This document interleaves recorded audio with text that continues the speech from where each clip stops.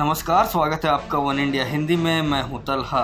अंग्रेज़ों के खिलाफ जंग का ऐलान करने वाले भारतीय स्वतंत्रता संग्राम के पहले क्रांतिकारी मंगल पांडे की आज 194वीं जयंती है। मंगल पांडे ने पहली बार 29 मार्च 1857 को अंग्रेज़ों के खिलाफ मोर्चा खोला था। उन्होंने कोलकाता के पास बैरकपुर परेड मैदान में रेजिमेंट के अफसर पर हमला कर उसे घायल कर दिया था। उन्हें ऐसा महसूस हुआ था कि यूरोपीय सैनिक भारतीय सैनिक को मारने आ रहे हैं। उसके बाद उन्होंने ये कदम उठाया। वो ईस्ट इंडिया कंपनी में सैनिक के तौर पर भर्ती हुए थे, लेकिन बाद में उन्होंने ब्रिटिश अधिकारियों के भारतीयों के ऊपर जुल्म को देखकर अंग्रेज़ों के खिलाफ सिर उठाया था।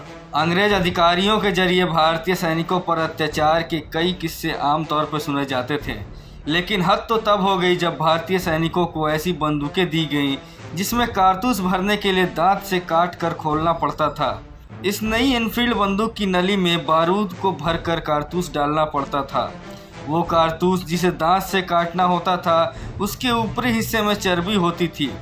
उस समय भारतीय सैनिकों में अफवाह फैली थी कि कारतूस की चर्बी सूअर और गाय की है। ये बंदूकें 9 फरवरी 1857 को सेना को दी गई।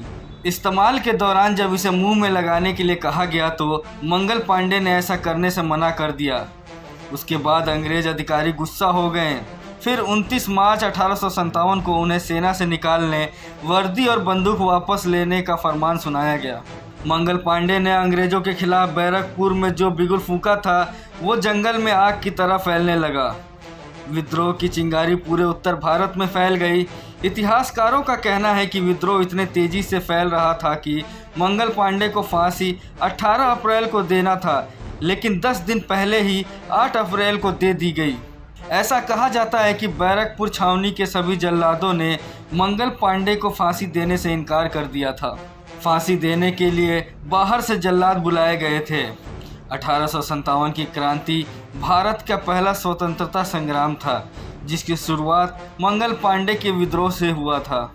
कहा जाता है कि 21 मार्च 1857 के दिन जब बैरकपुर में 34वीं पलटन की परेड चल रही थी, तभी मंगल पांडे अपनी भरी हुई बंदूक को लेकर कतार के सामने आ गए। उसने अपने साथियों को अंग्रेज़ों के खिलाफ लड़ने के लिए ललकारा, लेकिन उसका कोई भी साथी अपनी जगह से नहीं हिला। इतिहासकार बताते हैं कि मंगल पांडे के बार बार कहने के बाद भी कोई सिपाही अपनी जगह से नहीं हिला। अगर उस दिन मंगल पांडे के ललकारने पर उसके दूसरे साथी आगे बढ़े होते तो शायद बहुत कुछ नहीं होता। हो सकता है कि अंग्रेज अफसर दबाव में आते, हो सकता है कि 1857 के विद्रोह की शक्ल कुछ और होती।